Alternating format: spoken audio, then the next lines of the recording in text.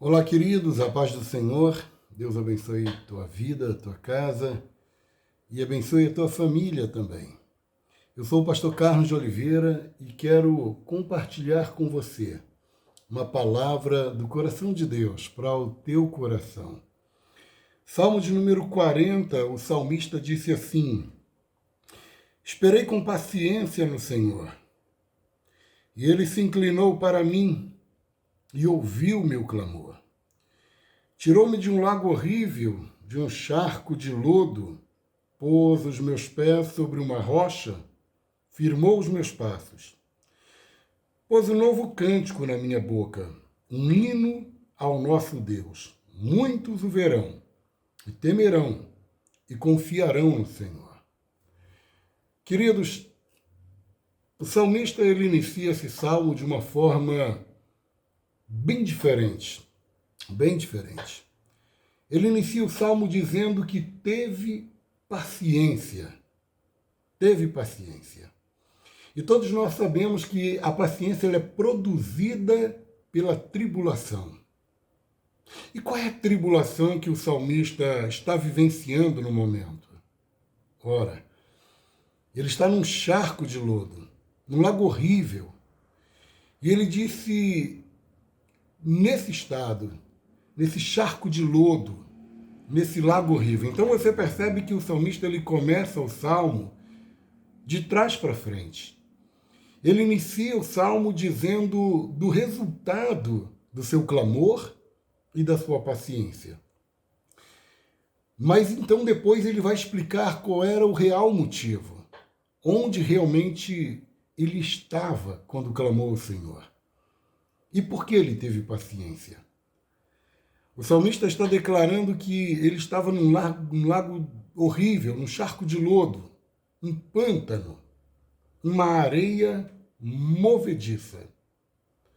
O poder de sucção desse lago ele é tão grande que, às vezes, dependendo da profundidade que a pessoa já estiver dentro dele, é mais fácil a pessoa se arrebentar no meio do que você conseguir arrancá-la inteira de lá e com vida.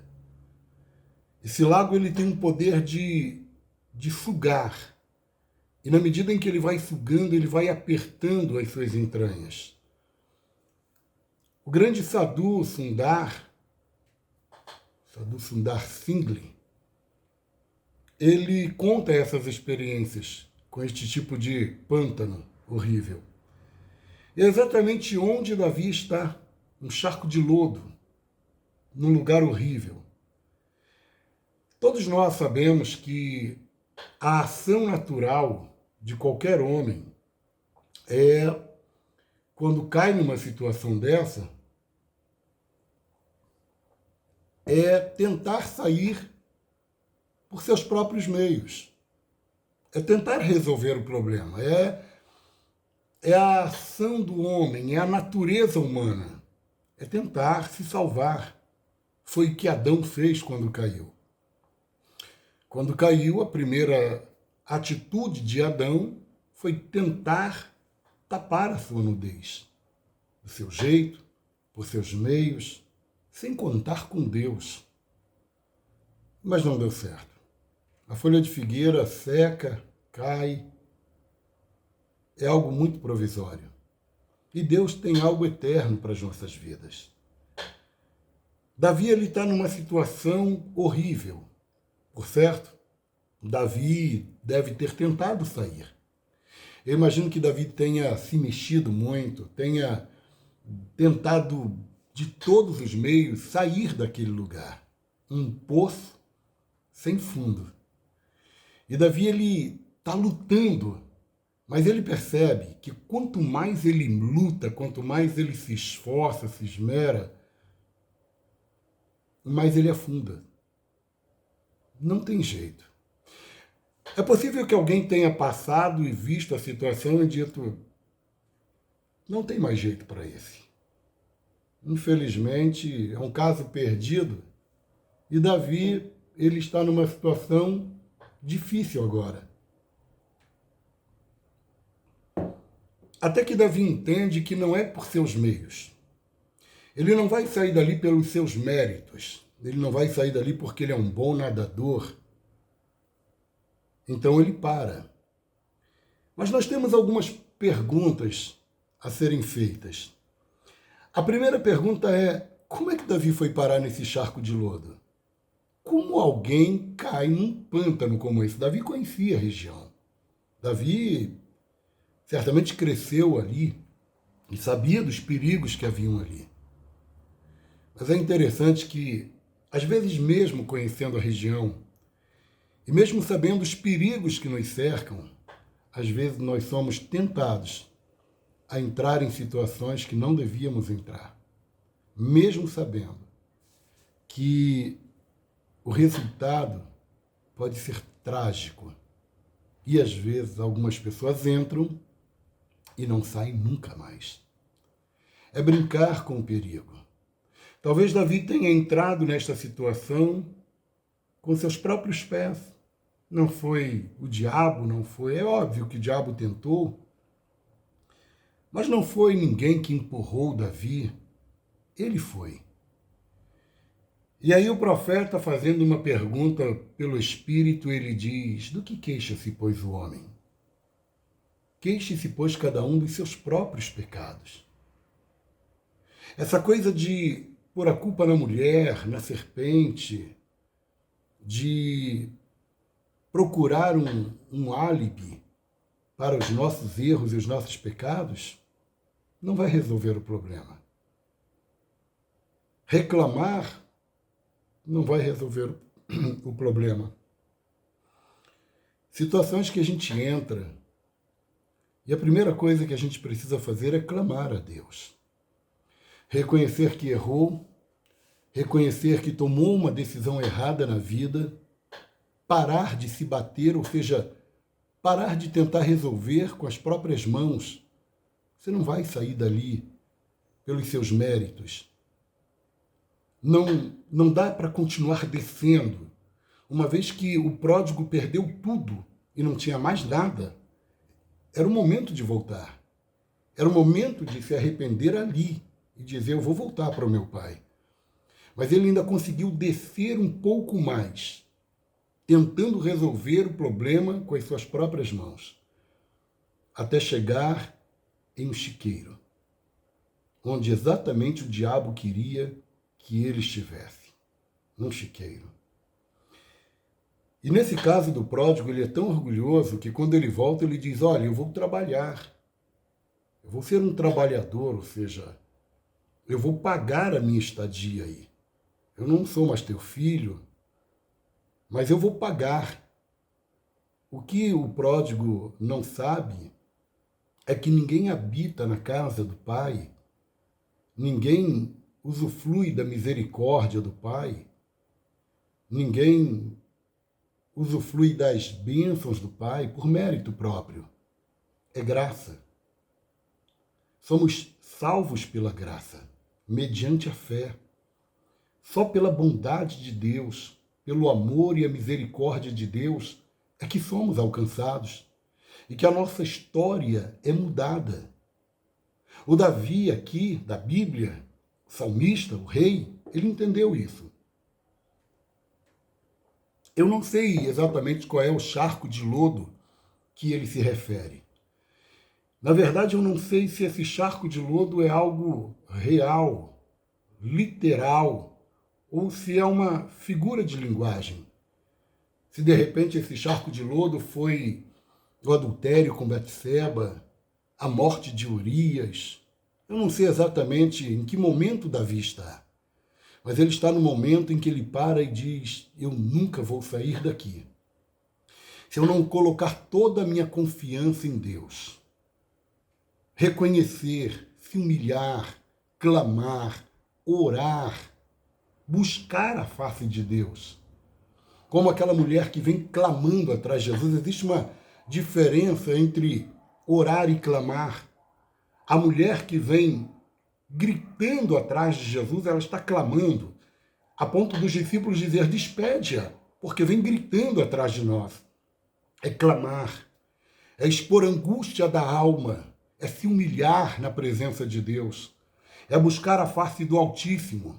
E depois que você fizer tudo isso, pare de tentar resolver o problema do teu jeito. Pare de se debater. Você não percebeu ainda que quanto mais você se bate, quanto mais você tenta resolver o problema do teu jeito, mais você afunda. Até porque a Bíblia diz que as armas das nossas milícias não são carnais. Você não vai resolver esse problema batendo boca, discutindo, querendo mostrar um autoritarismo. É hora de se render ao Senhor. É hora de buscar a Deus com as armas certas e lutar com as armas certas. É hora de buscar a face do Todo-Poderoso, de descer, de clamar, de se entregar, dizer: Deus, eu não posso. Esse problema é grande demais para eu resolver. É hora de descer e dizer: Deus, resolve para mim. Age por mim, Senhor. Quando nós entendermos isso e confiarmos de todo o coração em Deus e colocarmos nele a nossa total confiança, o salmista disse: então, ele se inclinou para mim, ouviu o meu clamor. Que coisa linda, que coisa maravilhosa. Pastor, por que Deus não agiu ainda na minha vida? Querido, você está agindo. Você ainda não parou. Você ainda não teve essa paciência, não entendeu ainda que é momento de estar quieto. Aquietai-vos. Espera. Espera, pois, no Senhor, diz a Bíblia. É hora de parar. Quando ele parou e disse: eu esperei com paciência no Senhor. E aí Deus agiu. O que Deus está esperando é você parar e confiar em Deus e deixar Deus agir na tua vida. Ele quer ouvir o teu clamor, mas você está fazendo tanto barulho que pare de fazer barulhos, pare de dizer às pessoas, de recorrer a outras pessoas que não podem resolver o teu problema.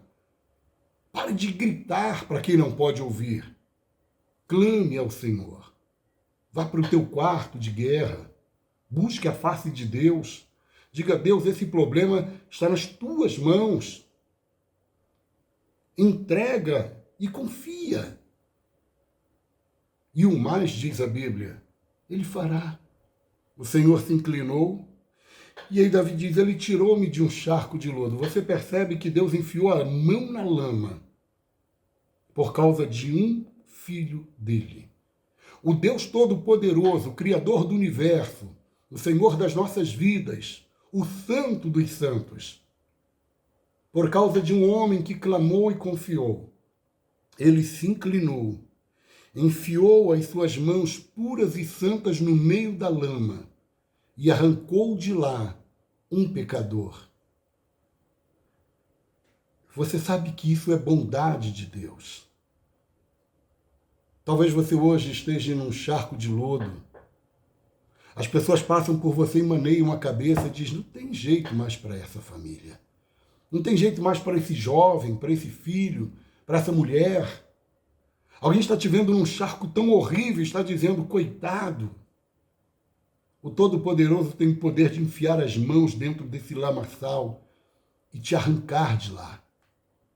E melhor ainda, ele disse: firmou os meus pés na rocha. E você sabe, a rocha é inabalável. A rocha é Jesus.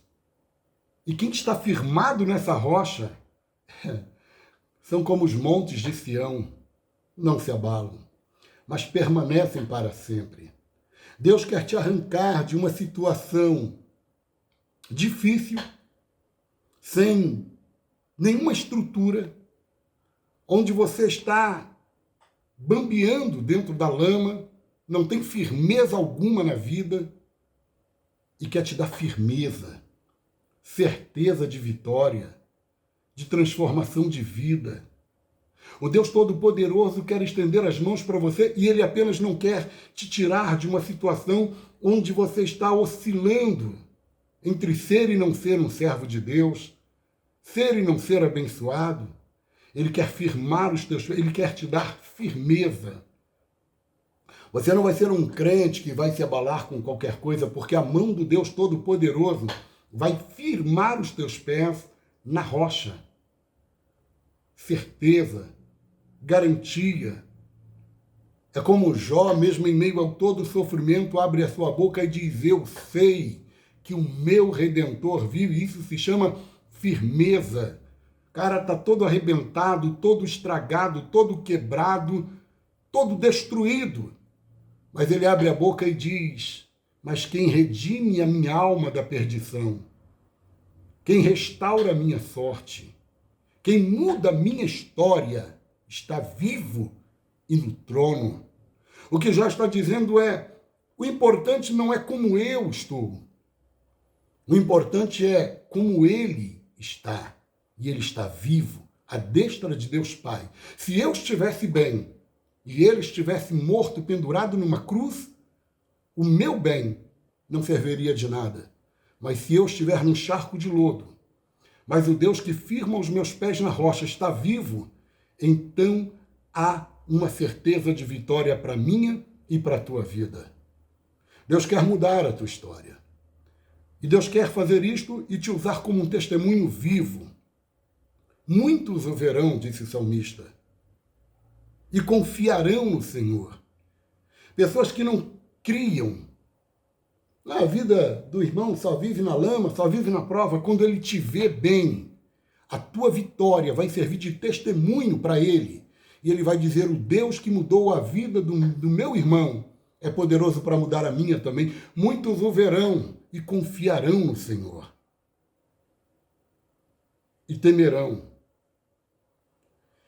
Ele termina e ele conclui dizendo: Deus colocou um cântico novo nos meus lábios. Um hino de louvor ao nosso Deus. Talvez você tenha cantado cânticos de tristeza, de dor, desalento. Deus quer colocar um cântico de vitória nos teus lábios. Um cântico novo. Um cântico de vitória. É só confiar.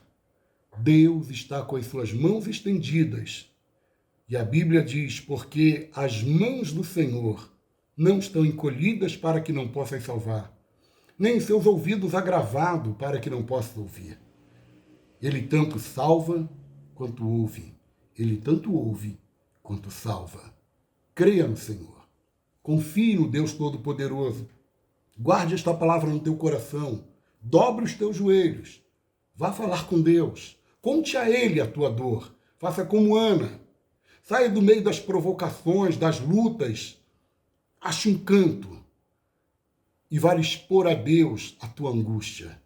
E o Deus dos céus te abençoará poderosamente. Em nome de Jesus. Deus te abençoe. Deus abençoe a tua família, a tua casa e a tua vida. Pai, eu quero orar por esta vida, por esta família, por este lar. Senhor, quem sabe estão vivendo um verdadeiro charco de lodo. Quem sabe, meu Deus, não há nenhuma estabilidade, nenhuma firmeza neste casamento, nesta família. Na vida, Senhor Deus, deste marido, deste provedor, desta provedora, Pai. Talvez estejam passando por momentos de angústia, porque não sabe, Senhor, o que será. Mas a tua palavra diz que o nosso socorro vem do Senhor, que fez os céus e a terra. O Deus que nos dá amparo em tempo de angústia, o Deus presente, Senhor, certamente mudará essa história. Pai, toma esta família em tuas mãos. Abençoa teus filhos, teus servos. Dá-lhes a tua graça, Deus, a tua bênção. Em nome do Senhor Jesus. Amém, amém e amém. Deus te abençoe.